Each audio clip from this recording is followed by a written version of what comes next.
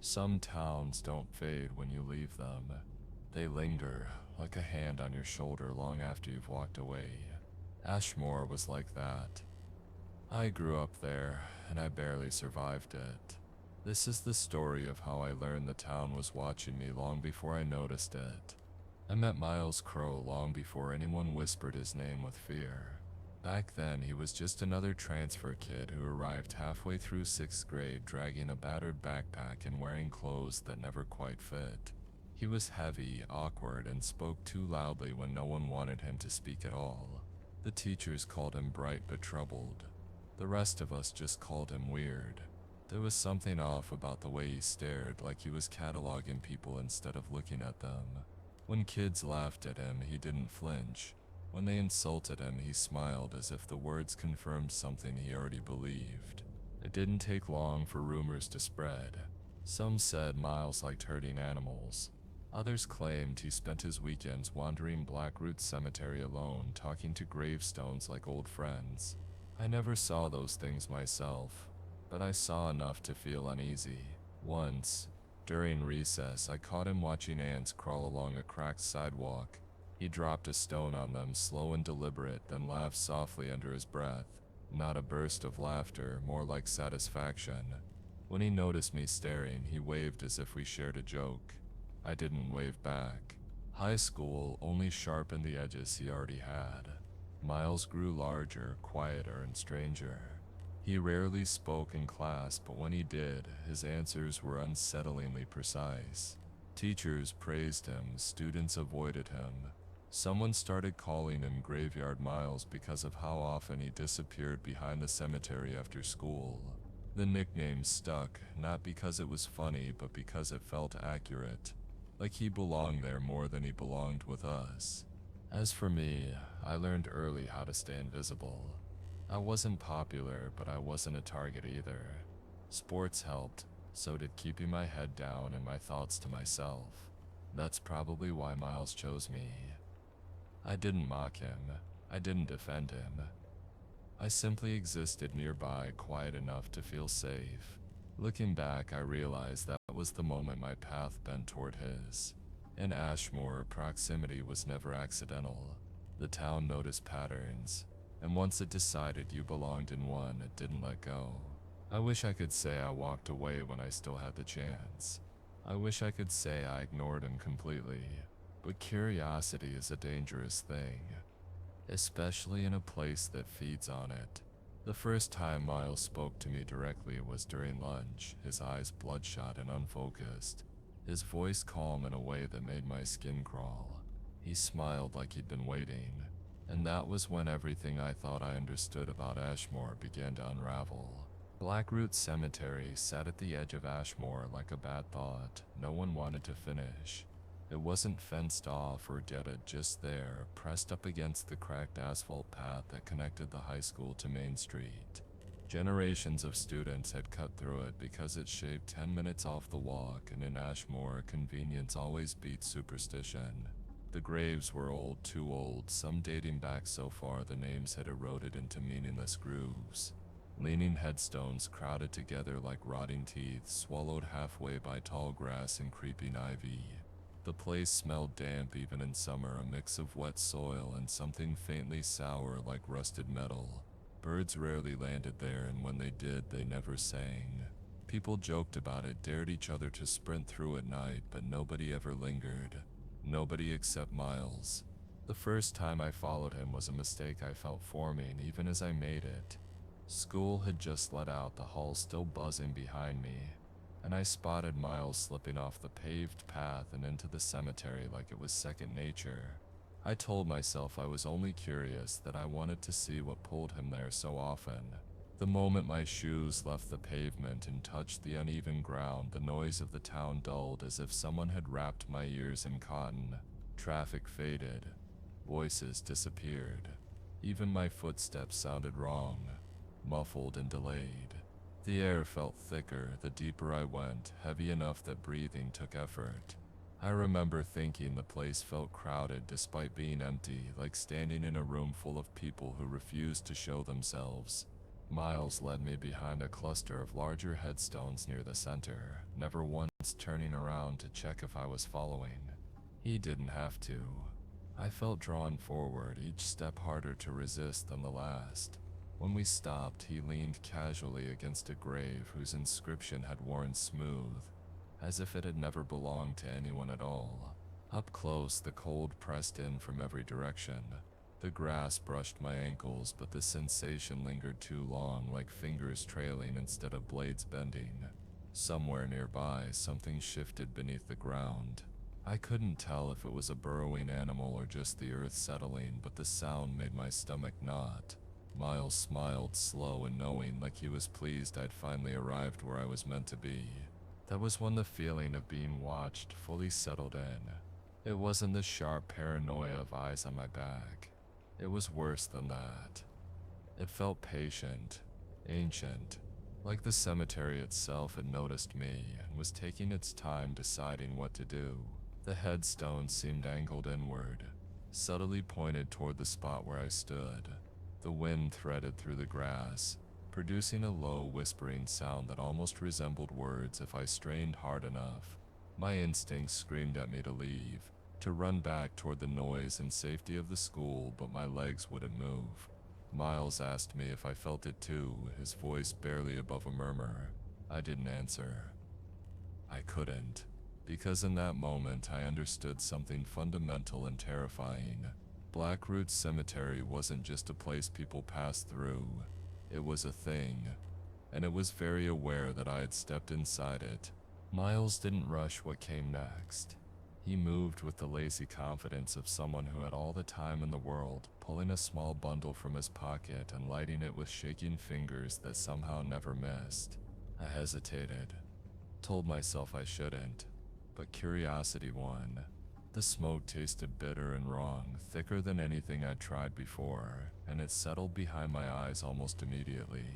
The cemetery seemed to lean closer as the haze crept in, colors dulling at the edges while shadows sharpened unnaturally. My thoughts slowed, stretched thin, and I clung to the comforting lie that whatever happened next would be my own fault. Drugs do strange things to perception. Everyone knows that. That's what I told myself as Miles exhaled and asked far too casually if I believed in ghosts. Before I could answer, he pointed toward a tall headstone near the back of the cemetery, one that stood straighter than the rest, its lettering deep and ornate despite its age. He told me to really look at it, not glance. Look.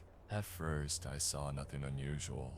Just stone, moss, and long shadows dragging across the ground. Then the soil at the base of the grave shifted. Not a collapse, not a settling movement. Slow and deliberate, like something testing its strength from below. I laughed nervously, blaming the smoke, but my laughter died in my throat when the dirt bulged upward again, splitting apart in a way that defied gravity. The air grew colder, sharp enough to sting my lungs. A smell followed, thick and unmistakable. The sour-sweet rot of something long dead but not finished. Miles watched me from the corner of his eye, his grin widening as if he'd been waiting for my reaction. I wanted to look away, to shut my eyes and break whatever spell had settled over me, but I couldn't. The ground parted and something pale pressed against the surface from beneath, stretching it like skin. A shape forced its way out, not whole, not complete. One arm emerged first, translucent and shimmering, as though it couldn't decide whether it belonged in this world. Fingers clawed weakly at the dirt, pulling the rest of the figure upward inch by inch. I heard a sound then, low and wet like breath dragged through a throat full of mud.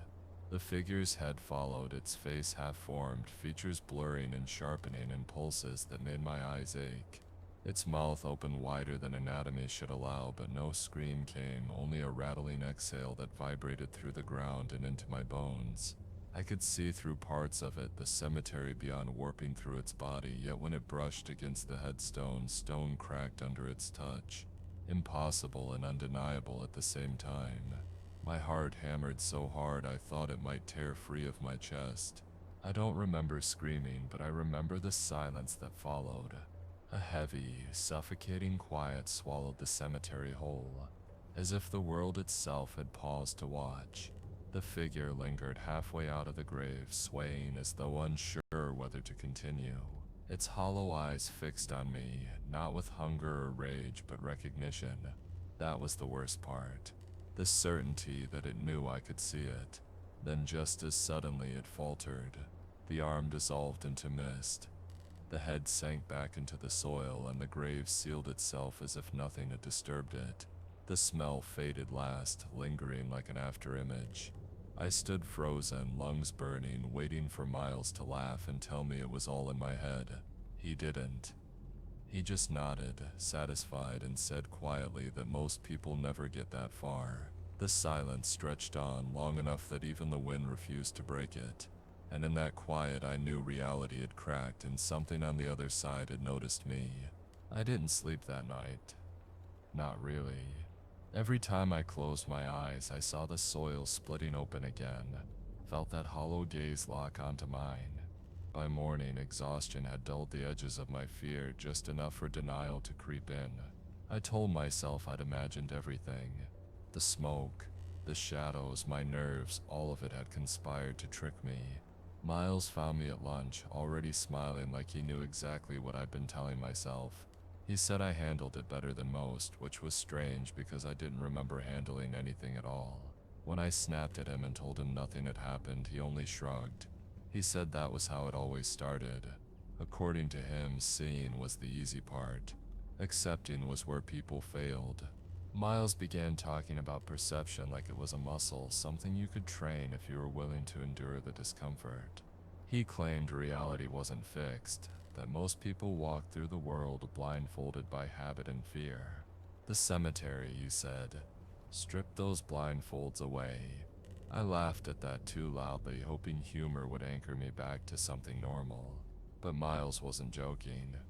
He leaned in close and told me I was gifted, that my mind bent more easily than others. He said that's why the thing in the grave had shown itself. Not because it was strong, but because I was open. The idea made my skin crawl. I wasn't special, I didn't want to be. I told him to leave me alone, and for a few days he did. Those days didn't bring relief. They brought dreams that bled into waking life.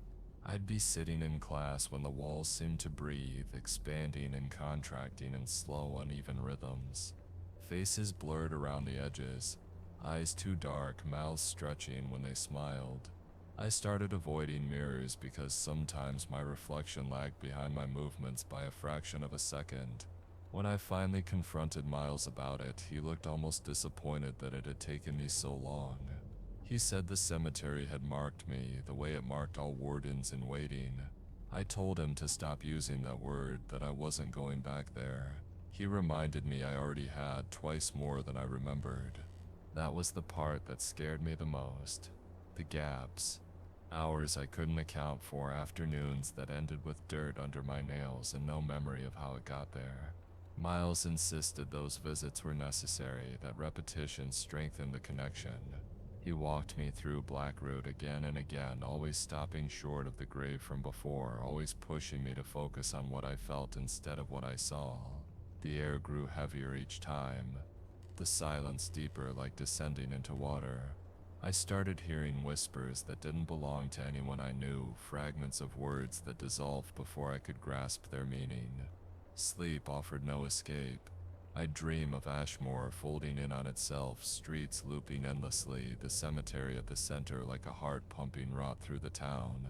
I tried to pull away, to anchor myself in routines and distractions, but Miles was right about one thing. Once you notice the cracks, you can't stop seeing them. He told me I was like him, whether I liked it or not, and that frightened me more than any ghost ever could.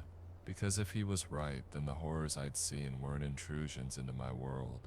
They were revelations, and that meant the real nightmare wasn't what lived beneath Blackroot Cemetery. It was what was slowly waking up inside me. The scream tore through Blackroot Cemetery without warning. A sound so violent it felt like it had ripped straight through my skull before it reached my ears. It wasn't loud in the normal sense. It was everywhere at once, inside my chest, behind my eyes, vibrating my teeth like they were about to shatter. I collapsed to my knees, clutching my head, convinced my eardrums had burst. The graves around us trembled, headstones rattling as if struck by an invisible wave. Birds exploded from the trees in a frantic cloud, but even they made no sound. My heart hammered wildly, panic flooding my veins, yet there was no visible source for the scream. It echoed and folded back on itself, warping the air, stretching time thin. I tried to shout Miles' name, but my voice came out strangled and weak, swallowed instantly by the oppressive silence that followed. When the scream finally faded, it left behind a pressure so heavy it felt like the ground was pressing up, trying to crush me from below.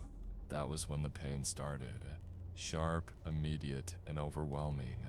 It ripped through my torso as if something had reached inside me and twisted. I screamed, certain I'd been stabbed, and tore at my shirt with shaking hands. There was nothing there. No blade, no wound, no blood. The pain pulsed anyway, deep and rhythmic, like my body was remembering an injury that hadn't happened yet. I could feel something moving beneath my skin, shifting and scraping along my ribs. I retched, my vision blurring as the cemetery seemed to tilt sideways. Every instinct told me to run, but my legs buckled beneath me. I lay there gasping, convinced I was dying, while Miles stood a few feet away watching with unsettling calm. He didn't look surprised. If anything, he looked bored, like this was an inconvenience he'd been expecting. The ground behind me split open with a wet tearing sound, and something enormous hauled itself into the open. It wasn't human, not even close. Its body was hunched and asymmetrical, too many limbs bending at the wrong angles, its surface matted with something that looked like fur and rot tangled together. Where its face should have been was a mass of shifting shapes, features forming and dissolving as if it couldn't settle on a single form. The smell hit me next, thick and choking like decaying meat soaked in chemicals. It loomed over me, easily 10 feet tall, and when it moved, the earth seemed to recoil beneath it. One massive limb lashed out, striking my side with enough force to knock the air from my lungs. This time the pain was real. I felt skin tear. I felt warmth spreading. I looked down and saw blood pouring from a gash that hadn't existed seconds before. I screamed until my throat burned, clawing at the ground as the creature pinned me in place. Blood soaked into the soil beneath me, dark and slick, pooling faster than it should have. My hands came away red, trembling so badly I could barely hold them in front of my face. I begged Miles for help, sobbing his name, certain I was seconds from death.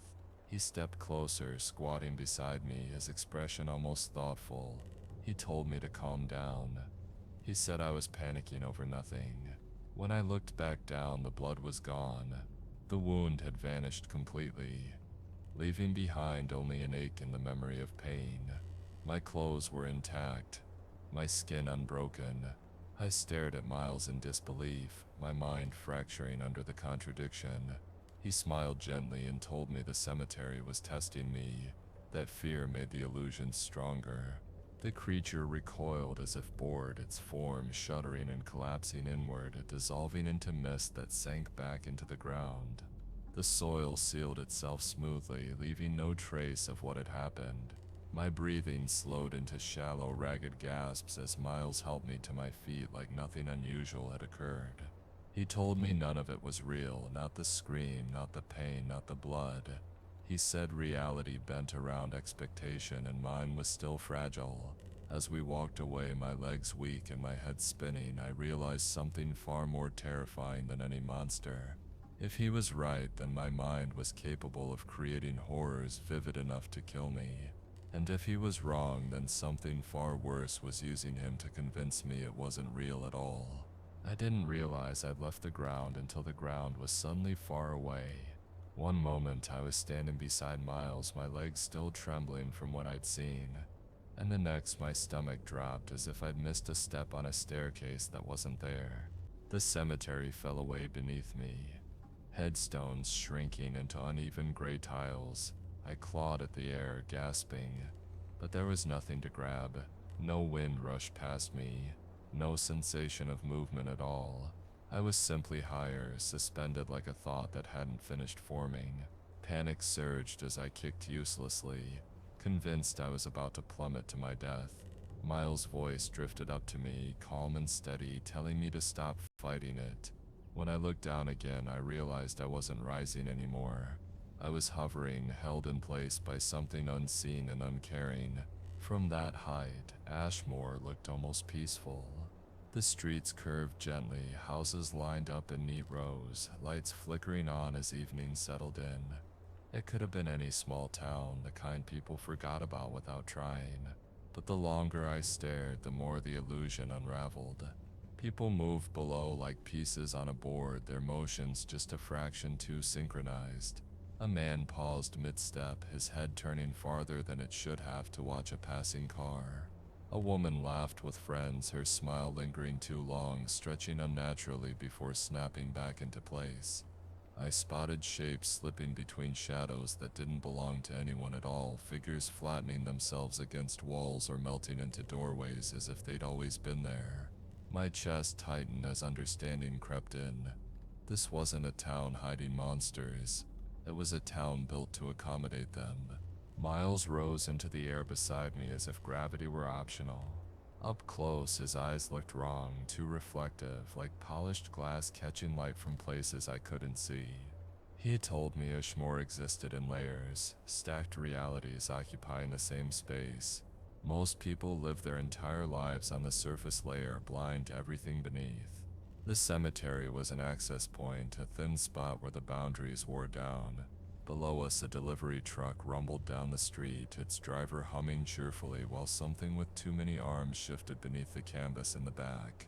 A police cruiser idled at a stoplight, the officer inside scratching at his neck where dark veins pulsed just under the skin.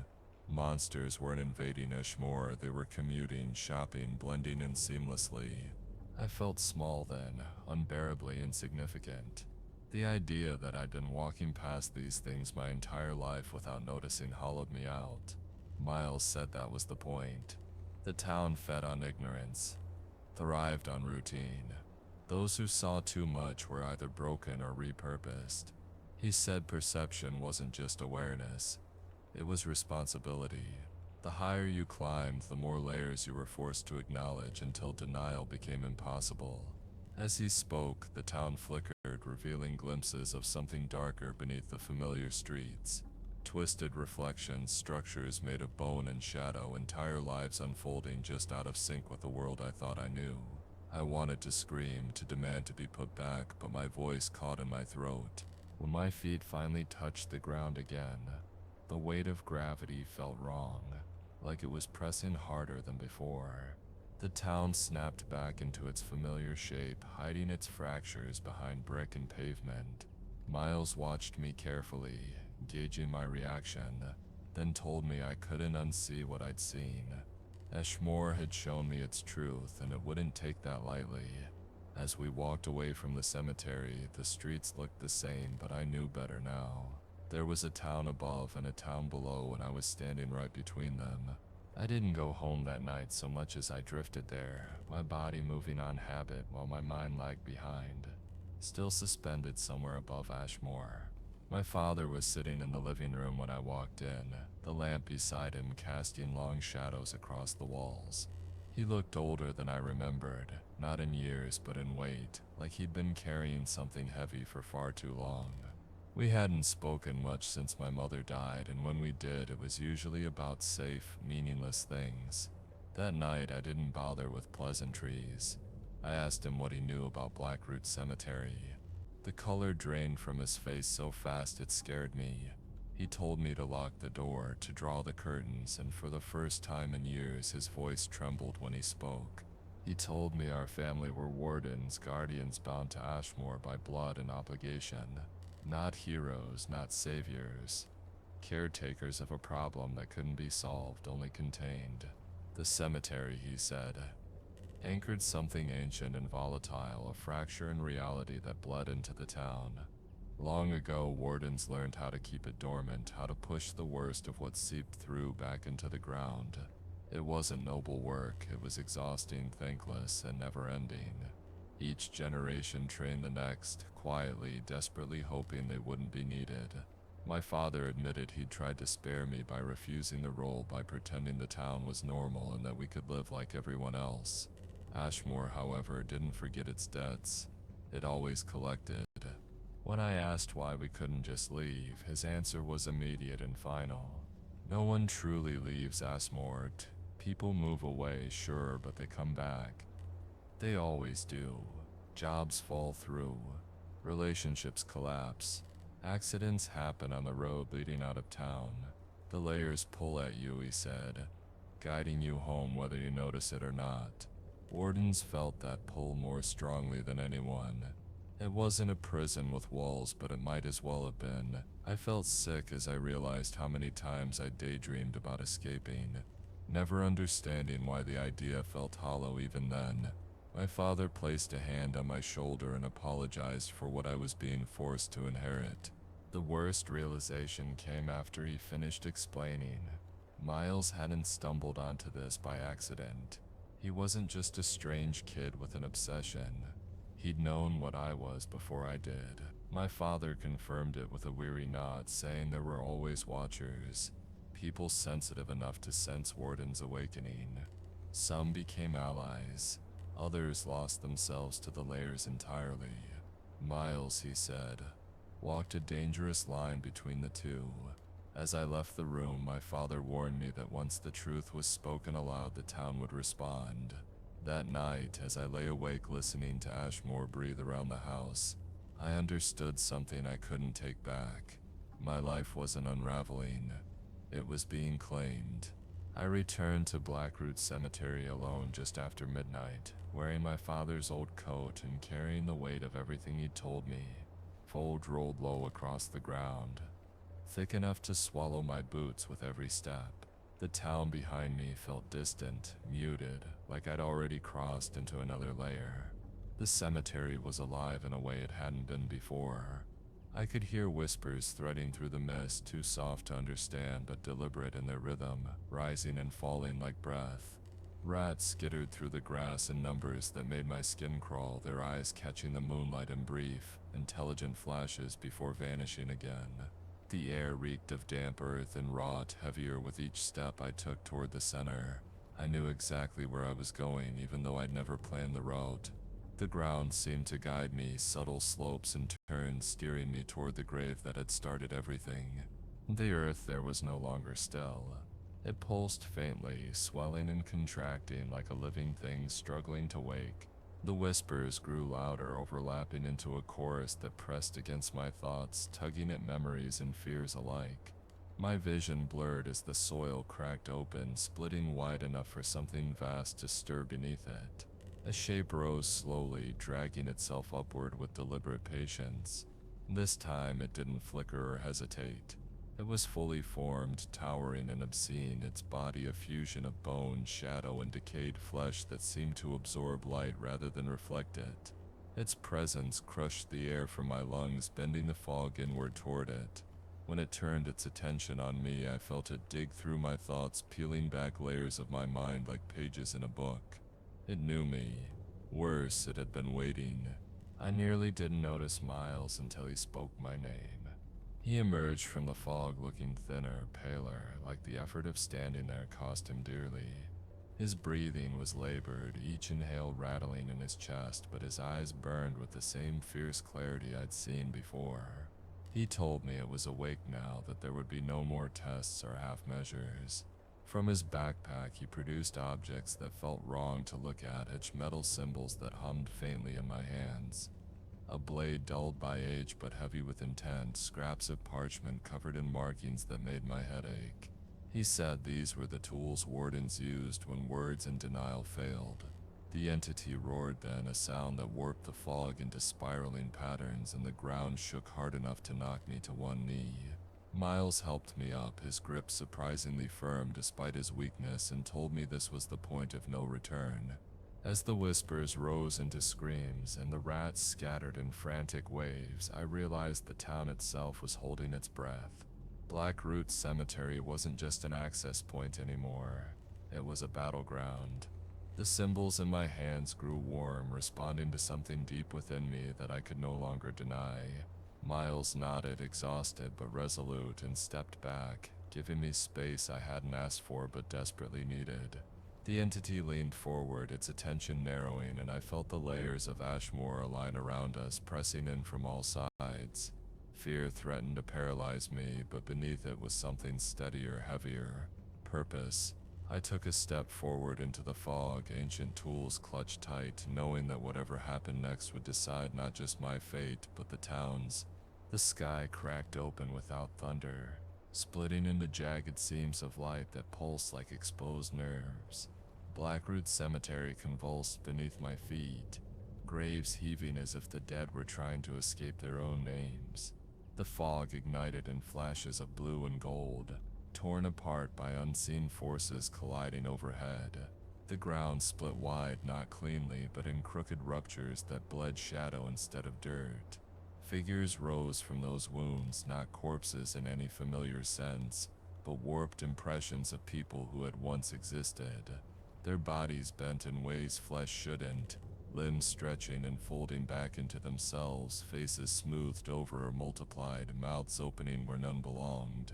They didn't groan or shamble, they vibrated, flickering between states, as if undecided about what they were supposed to be. Panic surged through me, but there was no room left for denial. This wasn't a nightmare. This was Ashmoor shedding its skin. Something inside me snapped into place. Not courage exactly, but clarity. The symbols Miles had given me burned against my palms, responding to a force I hadn't known how to name before. I felt it unfurl through my chest and spine, ancient and patient, as if it had been waiting my entire life for permission to wake. The creatures swarmed closer, their distorted forms pulling toward me like iron filings to a magnet.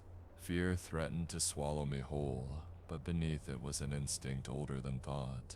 I raised my hands without knowing why, and the air answered. Pressure built around me, compressing sound and light into something dense and malleable. I realized then that being a warden wasn't about fighting monsters. It was about enforcing boundaries, about reminding the layers where they belonged. The main entity surged forward, towering over everything else, its form unraveling and reforming with furious speed. The sky fractured further as it roared, reality buckling under the weight of its presence. I felt its hatred slam into me, cold and precise, probing for weakness. Memories flashed through my mind. My childhood, my father's tired eyes, Miles standing alone by a grave. I didn't push them away. I anchored myself in them. The power inside me swelled in response, not violent but absolute. When I stepped forward, the ground steadied beneath my feet. The distorted dead recoiled, their forms unraveling into smoke and fragments of light. They weren't destroyed. They were dismissed, pulled back through the fractures they'd emerged from like reflections erased from a mirror. The entity fought harder then, lashing out with tendrils of shadow that scorched the earth where they struck. Pain flared across my body, real and searing, but it didn't stop me. I spoke words I didn't remember learning, syllables that vibrated through my bones and echoed across the cemetery. Each word felt like a lock turning, sealing fractures one by one. The sky groaned as seams stitched themselves closed, light collapsing inward. The entity screamed, its form destabilizing, flickering wildly as the layers rejected it. I could feel its rage, its refusal, but also its fear. It wasn't dying. It was being forced back into containment, into the deep fracture. Blackroot anchored. With one final surge of effort, I drove the power outward, slamming the boundary shut. Silence fell abruptly, heavy and complete. The sky smoothed itself into dull gray, the fog thinning until only wisps remained. The ground settled, graves sinking back into place as if nothing had disturbed them. I collapsed to my knees, exhaustion crashing over me in waves. Miles rushed to my side, his face pale but alight with something like relief. Around us, the cemetery looked ordinary again, rotting stones, damp earth, quiet darkness. But I knew better now. The war had happened in the space between moments, unseen by the town above. The entity was gone from sight, not destroyed, only locked away once more. As I struggled to my feet, one thought echoed louder than the rest. This wouldn't be the last time. Ashmoor had been protected for now, and I had finally become what it needed me to be. Morning came quietly, like nothing extraordinary had happened at all. The fog lifted, the streets of Ashmoor filled with cars and conversations, and Blackroot Cemetery returned to its familiar stillness. Headstones leaned where they always had, grass damp with dew, birds finally daring to perch along the cracked stone walls. People walked past the cemetery path on their way to work and school, cutting through without a second thought. They laughed, checked their phones, complained about the weather. No one noticed the faint scorch marks hidden beneath the soil or the subtle way the air felt heavier near the center of the grounds. From the outside, Ashmoor looked unchanged. That might have been the cruelest part. After everything I'd seen, after the sky had split and the ground had screamed, the town wore normalcy like a mask pulled tight over something still breathing underneath. Miles survived, though survived feels like the wrong word. He lingered for days in a half-aware state, drifting between sleep and silence, his body exhausted beyond anything a hospital could explain. When he finally spoke again, his voice was softer, stripped of its usual edge. He didn't smile much anymore. The confidence that once clung to him like armor had cracked, revealing someone older and far more tired beneath it. He told me the layers had taken their toll, that standing too close to the fractures for too long changed a person in ways that never fully healed. He still understood the town better than anyone else, but now he avoided the cemetery, refusing to even glance toward it when we passed. Whatever he had been before, watcher, guide, instigator, it had cost him something permanent. We didn't talk about it. Some things feel safer left unspoken. As for me, I tried to imagine leaving. I packed a bag once, just to see how it felt, and stood at the edge of town staring down the road that led away from Ashmoor. The pull was immediate and overwhelming, a pressure behind my eyes and in my chest, urging me to turn back. I didn't fight it. I knew better now. This town was anchored to me as much as I was anchored to it. Being a warden wasn't a role I could clock out of or pass along easily. It was a state of being, a constant awareness humming beneath my skin. I felt the layers shift when storms rolled in, sensed disturbances like distant aches before headaches. Ashmoor was quiet, but it was never asleep, and neither, I realized, was I. Sometimes, late at night, I walk the cemetery path alone and listen. I don't see monsters rising from the ground anymore, but I hear things adapting, subtle changes in the silence, new patterns forming where old ones failed. Evil doesn't vanish, it learns. It waits. Ashmoor will endure because it must, and so will I, standing watch between the town above and the horrors below. If you're listening to this from somewhere else, take comfort while you can. Pay attention to the places everyone avoids, the shortcuts that feel wrong, the towns that never quite let people leave. Because layers exist everywhere. And if Ashmoor taught me anything, it's that once something notices you, distance doesn't matter at all.